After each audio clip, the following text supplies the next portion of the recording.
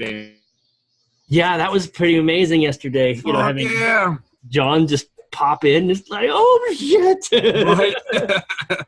It's like, yes.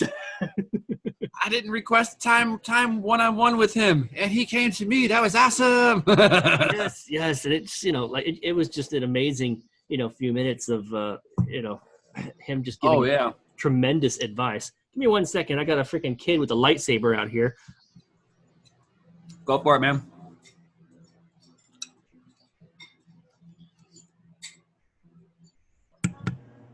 All right, he knows I'm on the podcast now. you yell downstairs, they're like, oh.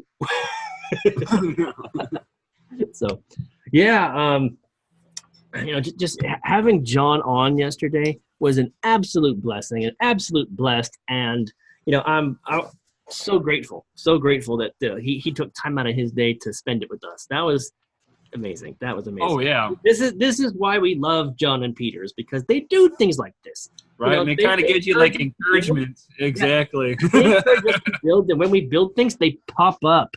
Yes. They show up. Yes. To see how we're doing. It's like, dude, you know, it totally amazing. You know, and you know, for me personally, you know, and I'm pretty sure for you too, you know, it's like, hey, look, the standard is freaking business cards with comics on them.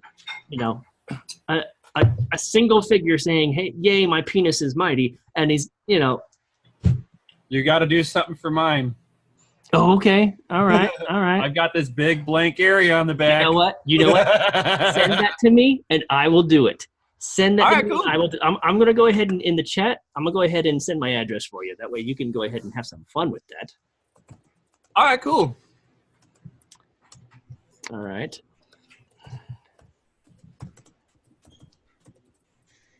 Don't want to, you know, say it out loud for everybody that will be watching later. Right. So, pardon the silence.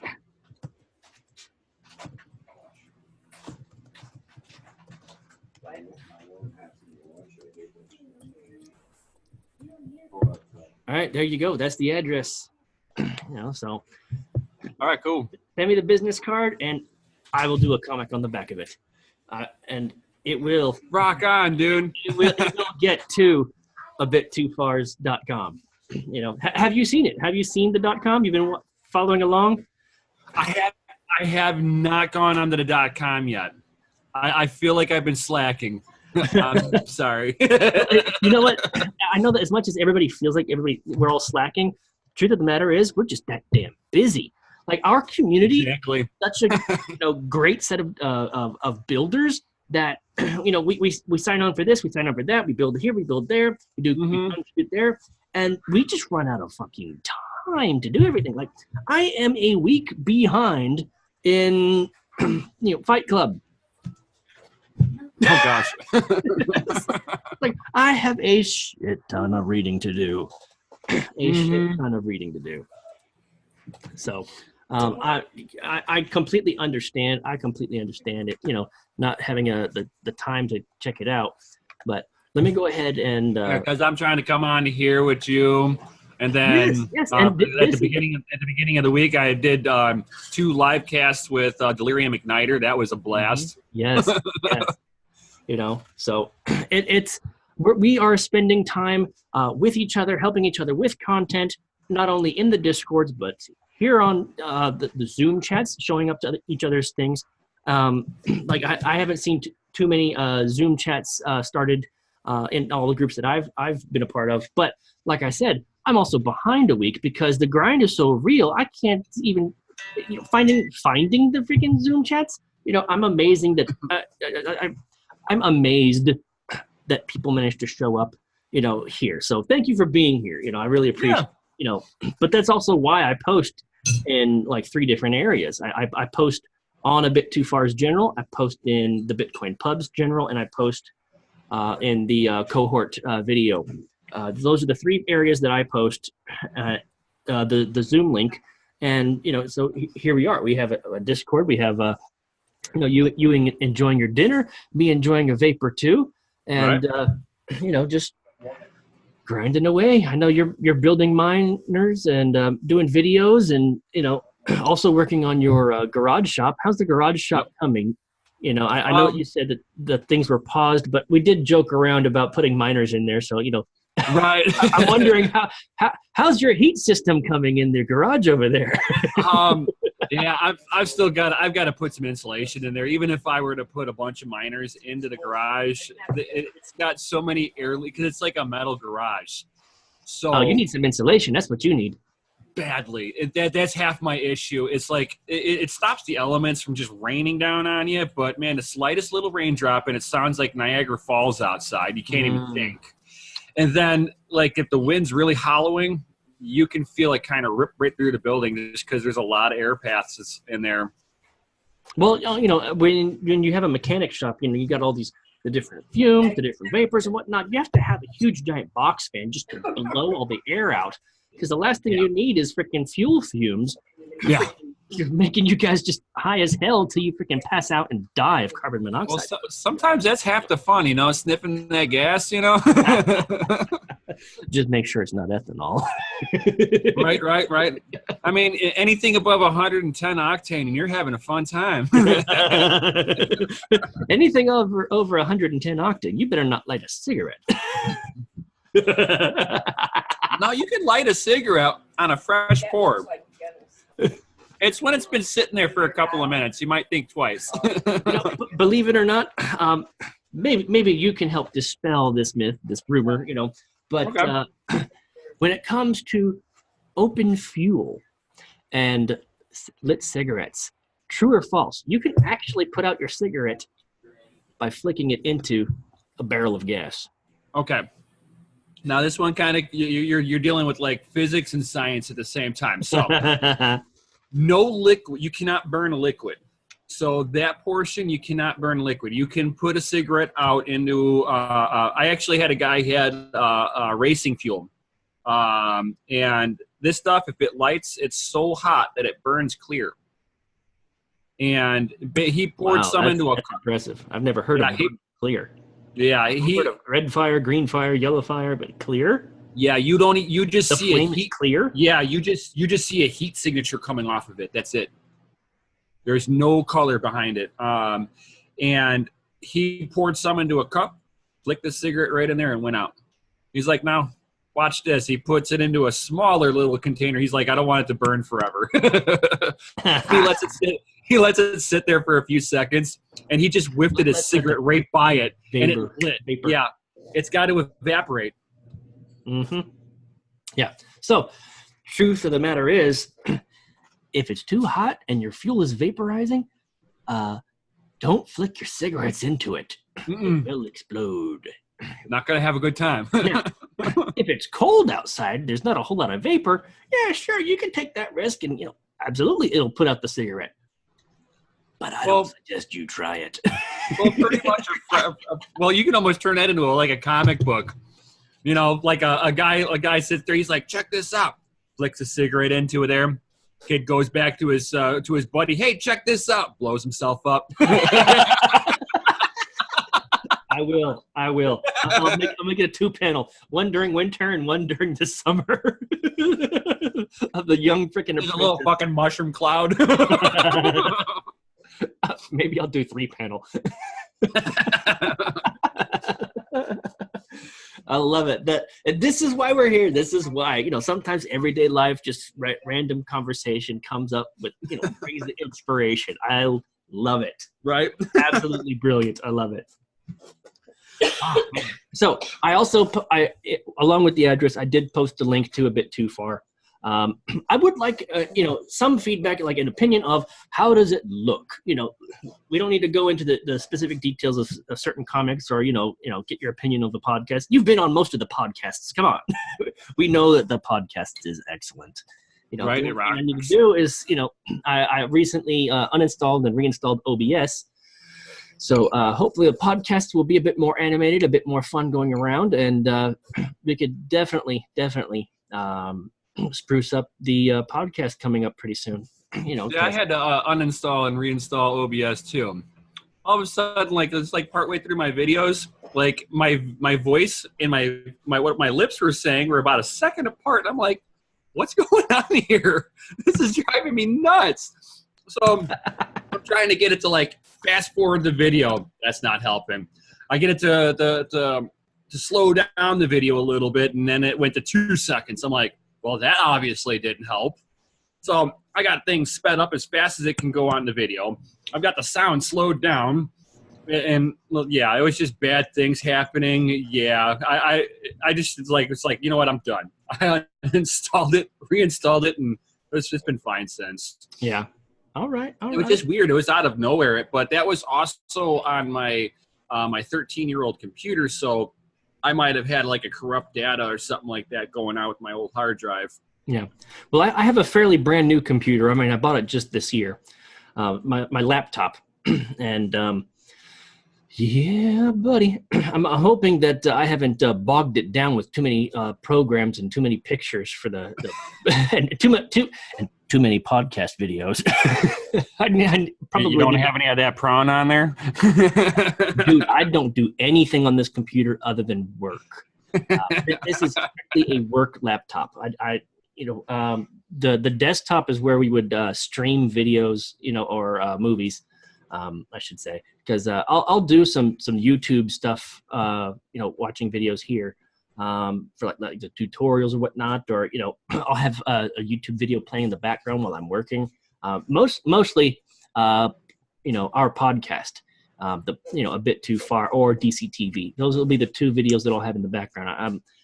I have found that having music in the background, even if it's just instrumental, at any setting, has become a distraction. Oh, laundry's done.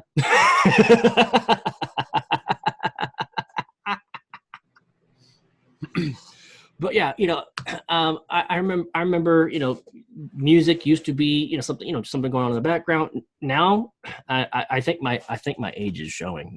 Now I have podcasts in the background while I work. God, I kind of feel the same way. Here it is. I'm at work all day long. What am I listening to in my pocket? Nothing cool. It's something with Peter. Something with one Peter of the Stone has made it. Oh, the man himself with his new. Is this the new computer? Oh, we can't hear you yet, Peter. You can. Oh, there you are. No. I'm the computer is at home. I'm at the work.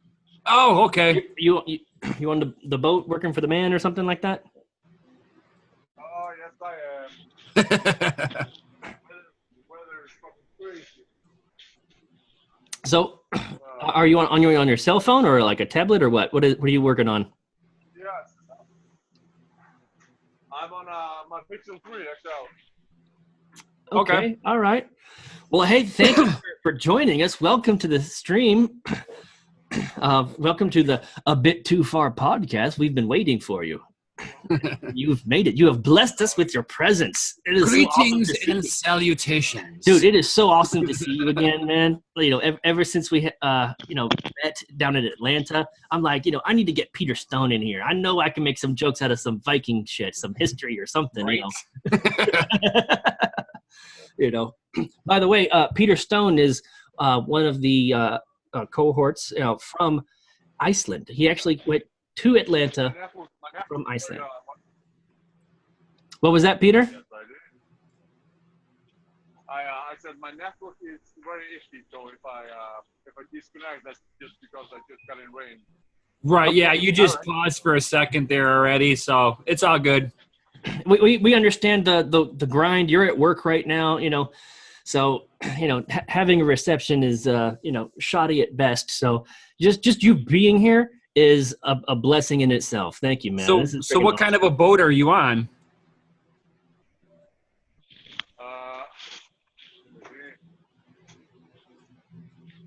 This boat.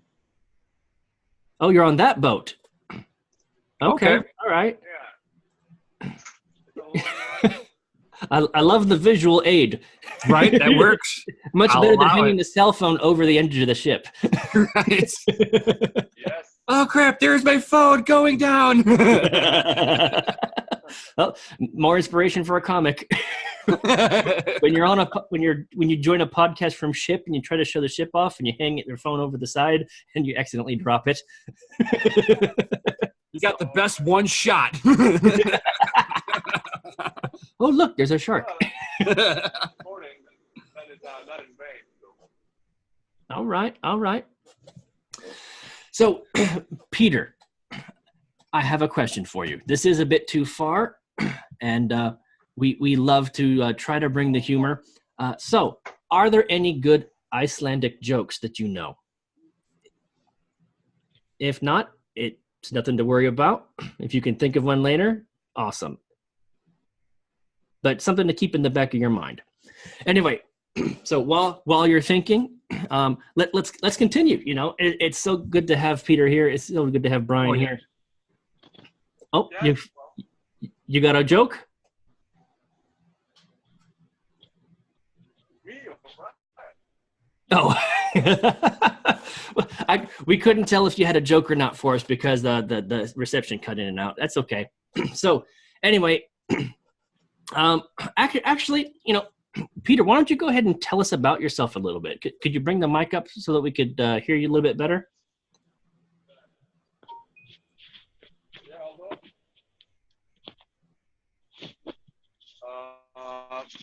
Oh, that is so much better. Well, I'm yeah, it's I was telling my underling so I could speak to you. Yeah, I mean, I'm an open book. What do you guys want to know? Okay, well, how did you get started into crypto, or how did you get started working on a boat? You know, what's Iceland like? You know, any number of subjects. Iceland is a beautiful and treacherous place. It is. It really is. Everything you do is you have to make an effort to do it. Doesn't matter what it is. When you're traveling like a mild breeze can make you feel like you're freezing if you're wearing that shirt.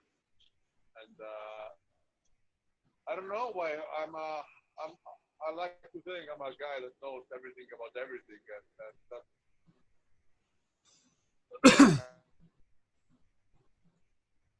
All right.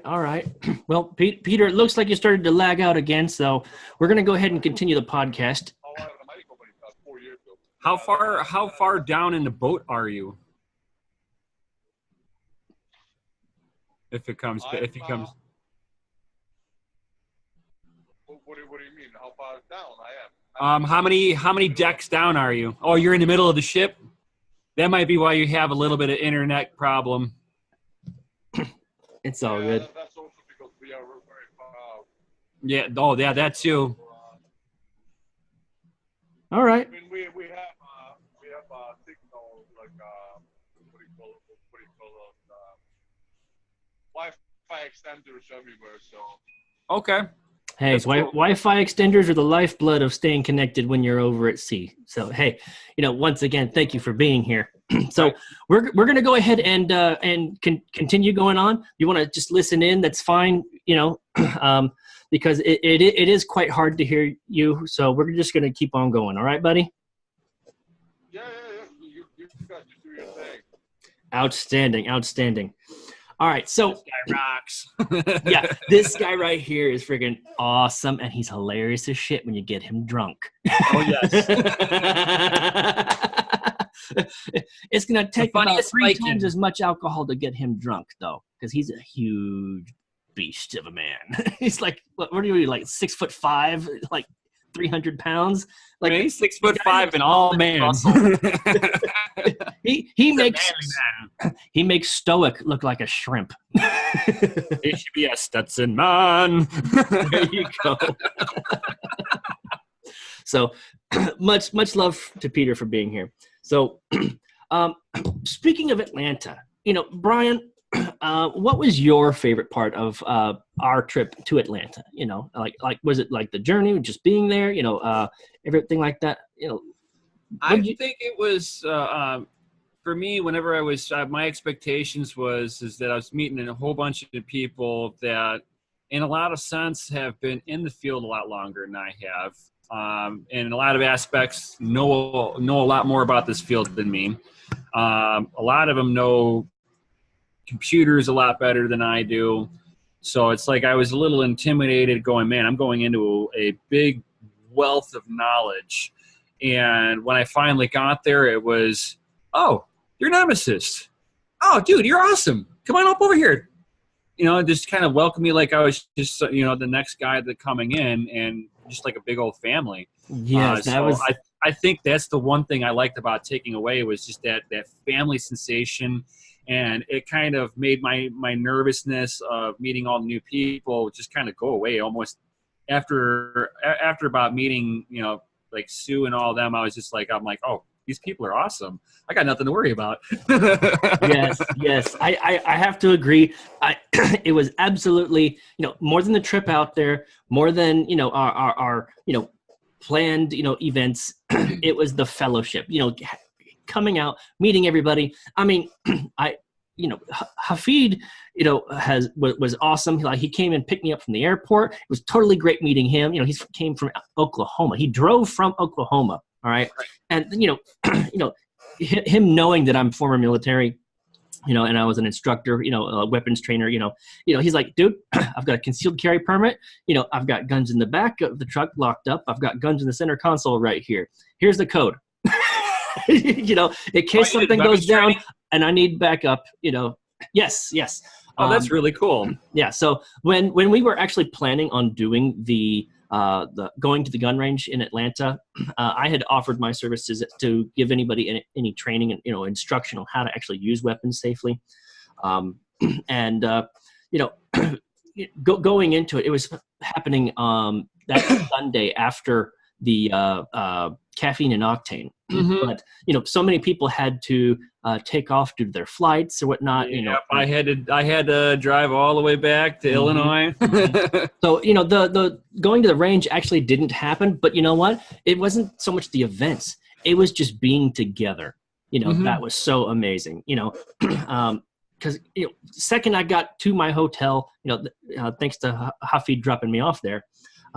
Well, bringing me there because nobody was dropping off. We were all in the same hotel just about, and, first thing everybody does, they see me, they're like, hey, hugs all around, right. It really was that sense of family. We had all come from all over the world to be in one location. I mean, our boy Keys has set up this whole event. I mean, Peter didn't set up the event. John didn't set up the event. Sue wasn't even a part of the team before we set up the event. I mean, the community said, let's do this. And the community said, yes, let's do it. And everybody just met in Atlanta. No. And I just somehow stumbled upon it. It was like a thread that posted up like middle of the summer because I wasn't a member. I've been kind of like lurking in the background since the beginning of the year, and I saw this like little meetup like towards the end of summer, something like that, pop up. I looked at the wife. I'm like, I kind of want to do this. It was just being posted as a meetup, Yeah. And I was like, that sounds fucking awesome. And I'm like, man, I kind of want to do this. If I can get the time off, I kind of want to do this. And then I just kind of put down maybe, just kind of threw it out there. And then Sue got back at me like a month beforehand. It was like, yeah, are you coming? We're just getting a head count, seeing if how many T-shirts we need. I'm like, oh God, I totally forgot about this. Oh my God, I want to go. I'm like, something tells me I need to go. Yes. It was totally awesome. Like all of us, the three of us being there, everybody else. I think there was about 60 of us that were there. Yeah, something like that. Yeah. Plus their plus ones. People would bring their significant others. You brought your wife. Yes. You both made that cross country trip. Yep, in my 74 Chevelle. That was awesome. Dude. Okay. Korean barbecue night. All right. Now, and I have the video of you showing it off to John and him just, man. I had both of them in there. Yes. And then Peter. I got the video of Peter jumping in there as well. When, lo and behold, we went to the Caffeine and Octane meetup. You drove there. People saw your Chevelle and they're like, dude, you need to get in here. Yeah. They're like, you need to be a part of the show. Yeah, so it's like I was like kind of coming in. I knew how the event layout kind of was, and I'm like figuring, okay, where's there a safe spot to park? I see everything's kind of full. So I like the first person I finally like kind of pull over towards, I'm like, where should I park? And she walked right up to me and she's like, can you stay here until 11? I'm like, yeah. And she opens up the gate to the center section. She's like, back in. I'm like, oh, sweet. Yes. And you instantly became a part of the show. Yes. So and I got footage of both John checking out your captain's chair of the driver's seat, as well as that was really cool. and then Peter smoking out the barbecue behind the freaking car. Dude, the guy behind there, he said it was the coolest thing. We added flavor. You know the food's good when it tastes like gasoline. Yes. Oh man, We got high octane burgers here. there you go. True. That's a marketing ploy all in itself, right? Oh man, yeah, it was totally awesome. I mean, I think the only disappointment that anybody really had was that we didn't get to actually see in person Peter's Lambo. But you know what? Yes. That we all knew why. Things that he had updated just weren't quite right, and he needed to get those fixed before it went public. And now we see his Lambo in the DCTV Daily, right there behind him, parked, looking sexy as hell. Oh yes. It's just awesome. Hi, Peter. It's kind of like this. Oh, there we go. But yeah, so and dude, so day one of the Atlanta meetup, is everybody just hanging out at the hotel, having drinks, staying up till like 3 o'clock in the morning. We had, oh my god, dude, we had the dadgum freaking like a conference room dedicated to us. We had it reserved to us for like I think just 3 days. Yeah. But the hotel absolutely loved our group so much they gave it to us an extra day for free. Letting us have that morning. Like so, Monday morning it was still available to us. Cool. Because we cleaned up after ourselves. We didn't leave anything a mess. We were respectful of everybody that was actually staying there at the hotel. So even though we were having a blast, partying, drinking, talking tech, talking freaking, politics, talking, but we talked about almost no sleep. Nobody slept. Everybody stayed up until like, 3, 4, 5 o'clock in the morning. And then even when you go back to your room, you're still all zzz. Yes. And man, it was just an absolute blast hanging out with everybody. Getting to hang out with you, Peter, hanging out with you, Brian. Getting to talk one-on-one with Peter, one-on-one with John. Sue. It wasn't. I keep wanting to say Panera Bread, but we did not go to Panera Bread where we met Sue. It was some other place, but some soup place. Yeah, some soup and bread bowl looking shop, absolutely delicious. But yeah, I mean, just hanging out as a family, just and here's the thing: we didn't have awkward introductions. It was like, hey, so good to finally meet you. Hugs. Like, who are you? Oh, dude. Oh. It's like, dude, I have phone numbers. We got addresses. We got friggin' people in the Discord. We could put faces to names now. And it's just an absolute blast. Like anytime that you actually show up on the podcast here, Brian, I'm just like, that's my boy. Like if I'm streaming at night, you're almost always here. And it's appreciated. Yeah. And it's that group fellowship. Oh, Peter, my wife says hi.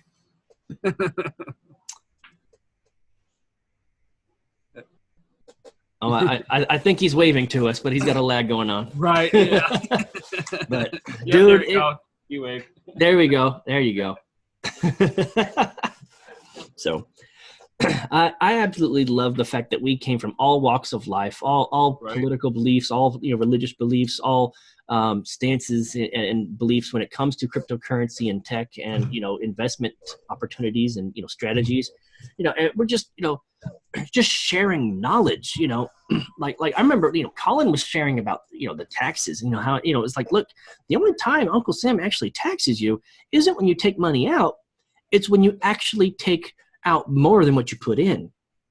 Everything else the is first portion you've already been taxed on. exactly, and everything else is just simply a reportable event. Yeah, it's unrealized gains. Exactly. So if you dollar cost average $100 a week for an entire year and you've only put $5,200 in, you could take $5,200 out and not be taxed on it. Right. So long as you keep track, and you report everything, you're good to go. So and that was such a he went into so much more than that, but learning that from him was amazing. Like I was talking about the book Unshakable earlier today in this morning's podcast, and one of the things that I was learning about was how the U.S. government taxes your gains. Like if you're a day trader, they tax your short-term gains at like 36%.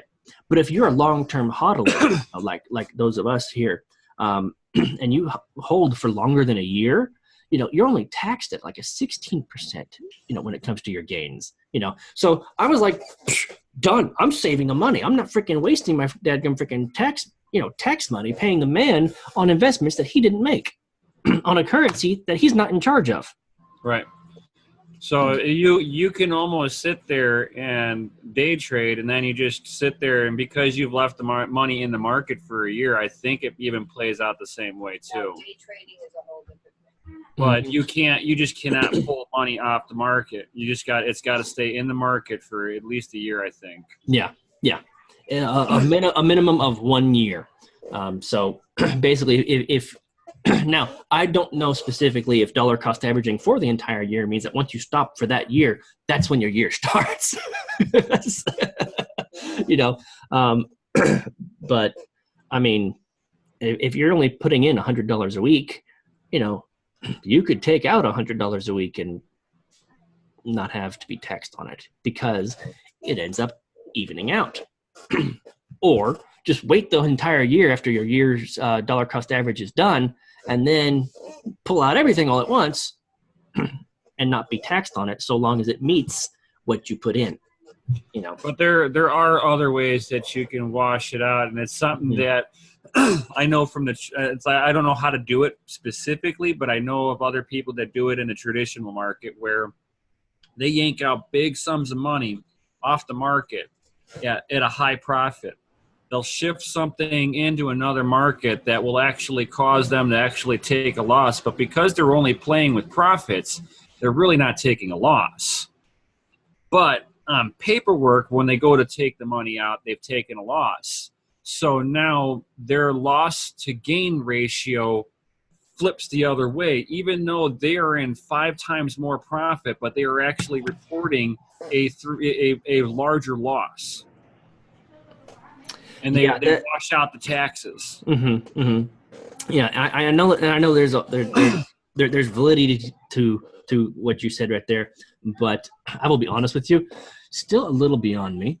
Yeah, exactly. That's why I'm like, I know a few people to do it, but your own tax professional. We do not give financial advice here.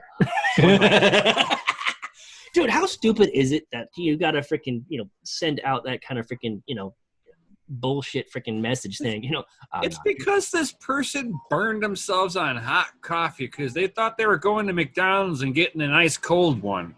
When it says hot, no, it's before it used to say hot. They asked for a coffee. I guess they were figuring it was going to have floating ice cubes in it, and there was going to be some snow. They didn't have any freaking iced coffee back then. Maybe they were trying. Maybe that person was trying to invent it right then and there and burn themselves, and was like, "Dude, what the heck?" Well, I never get it, but you always get to sue once. I actually found out that there is a website out there that I think you can actually look up things that you can sue over. It's like, what can I sue you for.com or, how can I sue.com or like just do a Google search on, stupid things that you can sue over. And there's a whole freaking list of it. It's like, dude, everybody's fucking sue happy. If I can make money taking somebody to court, by God, I'm gonna freaking screw them out of it and, make it their fault. I don't feel like working. I'm going to stick it to my boss. There you go. And it's freaking ridiculous. It is one of the many reasons why I absolutely hate California. I can't wait to leave California. It's just become too damn sue happy. Plus, if you try to actually start a business out here, the laws, and the absolute hoops you have to go through are absolutely freaking ridiculous. And they're only getting more and more ridiculous because we just had the elections and, no, the leadership is way worse than even the last one. We're losing so many freedoms out here. It's fucking ridiculous. So. Was it better in the Arnold days? No, this is not better than the Arnold days. I freaking missed the Arnold days. God damn it. Get the Terminator back. I mean, I'm under no illusion. I don't think he won on his political platform. I'm pretty sure he won because of fame. Okay, exactly. But the man was good at his job. Was he the best? None of them are. None of them are. All right. Nobody's ever been the best. I mean, it's absolutely ridiculous. Honestly, you said it the best. All they do is they got like 6 months to do their job, and then the rest of their job is just to beg for more money to do their next campaign. You gotta respect Arnold for one thing, though. He did all his own traveling on his own dime. I don't recall the specifics, but I want to say. He also didn't actually get paid for the job, much like Trump. It's law that he has to be paid. So he's like, fine, I'll take $1. That's it. It's like the man is working his ass off for free. He's not getting a $400,000 freaking paycheck a year, like our other presidents, And our politicians, Really? I actually never heard that, but I also live in a very, very democratic state, too. Well, they're not going to tell you how much the politicians are getting paid. I'll tell you right now, politicians are getting paid like $160,000 a year. Oh, yeah. There's a reason why they have 3 houses.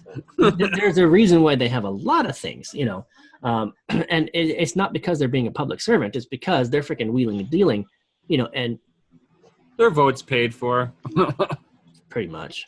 Majority of them. So anyway, I think this last election just handed California to hell in a hay basket. So, whatever. Or hand basket, sorry. It's like, hay basket. What the hell am I talking about here? I don't know anything. Why are you listening to me? But anyway. All right. So, Nemisist, I'm actually very curious as to where you are with your mining farm. I know that you're working on, building content for the YouTube channel. I know that you are helping other people with their mining rigs. Correct. I know that, when the time comes and I'm into mining, I will most certainly seek you out above all others. But, where are you at and what's your plans and, how many rigs and what are you running and what wonderful hoop-de-la, tell us about it. Well, right now, I've got like a little, I guess, a mini garden, I guess you can call it, instead of a farm. I eventually will get to farm status, but right now I'm rocking out 22 graphics cards, 5 ASIC miners. I got the E3 miners mining out that Ethereum Classic. And then for the my YouTube channel, I'm doing a whole little mining series, kind of like an introduction and how to mine and then kind of going through all the little different subparts for GPU rig. And then at the end of that, I'm going to actually on camera do an assembly of a GPU rig, and that'll be my next rig of in my little farm. And that one will be doing AMD cards, so it'll be my first crack at AMD cards and understanding how to do the mods and everything on those. And I'm going to be videoing every aspect of that this way. If there's any mistakes that I find that I've made, it's going to get recorded no matter how embarrassing it is to me. This way everybody gets to see, even if it's my own mistakes, they're going to be able to learn my process and see how I kind of do my own diagnostics if I have any issues, and then just get some good content, because like a lot of times I had problems finding out how to get the miner set up. It was building, it's the easy part. But it's getting the software to start running and communicating out properly, mining to the pools that you want to look at, that you want to mine to. Then you have to be careful of the pools that you're going into. It's like I want to go through my process of how I choose pools and stuff like that too. So, I mean, I'll be able to give a lot of just real good mining content that people there's going to be a lot. Oh my God. Outstanding. That sounds amazing. Now, no, I'm curious. I believe I heard either on your channel or from someone else the difference between ASIC miners and GPU miners. You know, which is better? It depends on what. It depends on you. It's almost like kind of your own knowledge and your own preference. For a lot of the decentralized people that they wanted to stay with the home miners, a lot of people are a little bit more lenient towards the GPUs just because they're familiar with it. Everybody knows what graphics cards are. Everybody has those in their computer, so that's why they're able to watch the videos like this. So Okay. most people's computers just natively, you can set up a mining program on and just start mining away. Nice Hash will work. Honey Miner will work. There's a few others that are out there too. But for me, it was just yeah. And I just kind of lost where I was going with my train of thought. Just drifted off there. It's the end of my work day and stuff. So. No worries. So, okay. So, I guess the next question is, you know, what do you plan to mine next? Okay. That would be between doing Monero and like some Raven coin. You're already mining Monero. Right, we all are. We're just not getting paid for it. Right. But yeah, I mean, oh yeah, now I remember. It's like with the whole ASIC thing. It's like for me, for my power usage, the ASICs actually makes some pretty good sense for their power usage. But if they ever fork off of the network, then you're stuck with some really beautiful doorstops. If you ever want to hit a sore subject, you can ask Delirium Igniter about that one. What? What do you know?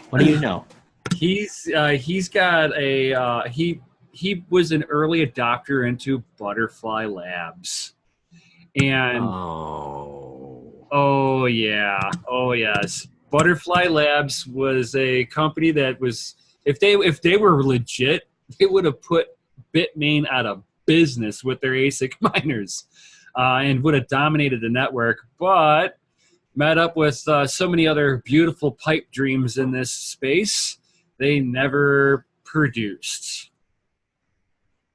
And the ones that they produced weren't even where they were supposed to be at. And then when the company went out of business, of course, everybody that actually got one of the Butterfly Labs had effective doorstops. So Delirium Igniter has a beautiful trophy. Big black trophy. Oh man, yeah.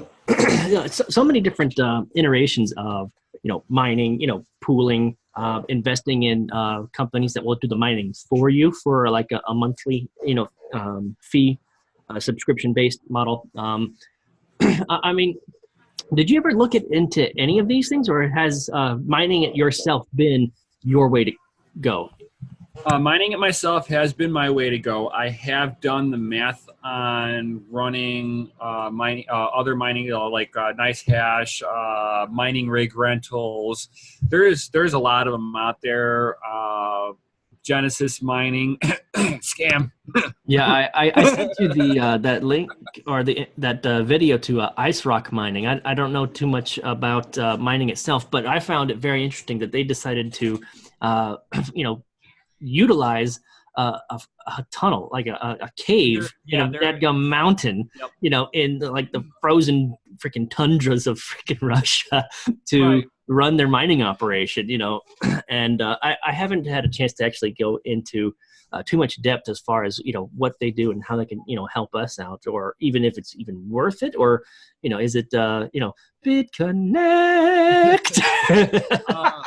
with as the profitability drops for doing contracts with them, just doesn't make sense. But on their end, they're highly profitable. I actually have talked to a few people behind the scenes with them, and yeah, they were actually happy. You did this all within 24 hours? No, I've actually known about Ice Rock mining for a while. I've actually been keeping an eye on them ever since they started setting up their mine. And I've kind of gotten in contact with a couple of the contractors here and there that's actually helped with some of the development. And they were like, yeah, they were having huge issues getting power. Well, yeah, they got the dadgum freaking mining rig set up in the middle of a freaking cave in the middle of nowhere. Yeah, it's like, okay, what's your power source? You running in a freaking extension cord? Yeah, so they almost had to make infrastructure just for the mine. So they've got a lot of overhead. Yeah. Well, I wish the best for the Ice Rock mining guys. Out of all the different mining ideas out there, that you could do like a subscription-based model. I believe they have the most unique approach. Yeah. How legit it is, I couldn't tell you. I don't know. I've only been, briefly, keeping an ear to the ground since I first heard about them several months ago. And I have not been keeping up with their progress. I did happen to, catch their video that I shared with you. And it looks like there's, some promising promises, promising ideas, but, everybody. Yeah, whenever I first started I started watching them, they probably had like 1,000, 2,000 ASICs set up so far in the mine. Which is a lot more than I have. I think the only thing that I got going on is like like websites like CoinPot or a couple other ones where you can actually utilize their website to use your computer's GPU to do like small hashes. I think it's like 17 hashes or 20 hashes or something like that. Very small. But the rewards have been consistent, but the rewards are so small, it's like at least it's something. I was hashing for Dogecoin. I think I have about 256 Doge. and I've got I was hashing for a while some Bitcoin, but Bitcoin being the price that it is, to have so little, it was just like I'm gonna burn out my dadgum freaking computer. I mean, I have it on a fan to keep it cool, but I was just never shutting down. I honestly almost never shut down my computer because I have so much work going on, and I know I need to be more diligent about, shutting it off, giving it a rest. I already have the screen as low of a brightness setting as possible so I don't burn out my LEDs or whatever they got for the screen. Right. I'm very interested in mining, but at this stage, it's just, I'm not ready for it. I've got too much to build right here. And, I need to, continue grinding and making content, both for a bit too far on both the What I like podcast. about GPU mining is that it doesn't take a lot of time. You just set it up. You just leave it in another room. That's all you gotta do. Every once or twice a week, I just go into my program, just check to make sure it's on. Hey, it's working still. Cool. This thing has been up and running for a year or almost a year, and other than just I've had to replace a couple of pieces on there, and that was it. Yeah. Like I know when it comes to the assembly, I can follow assembly instructions, but it's the software that gives me a hard time. It's like, dude, I was having when I was going through the cohorts, I had so much trouble, with software, when it comes to editing, and so that was a big struggle for me personally. So I when it comes to mining, I just dread getting into that. It's actually easier than editing. Well, you know what? According to Roger Ver, it sounds very complicated because I this morning I think Ninja Grassmaster was telling me that he was watching both the Roger Ver and he was also watching another two YouTubes at the same time that were live streaming. Tone Vase and Roger Ver were both streaming. It looks like we might be getting cut off in less than a minute. Oh, yeah, less than a minute. All right, so shall we continue or call it a night? Oh, it's up to you, my man. All right, then you know what? Let's do one more video and see you guys in a bit.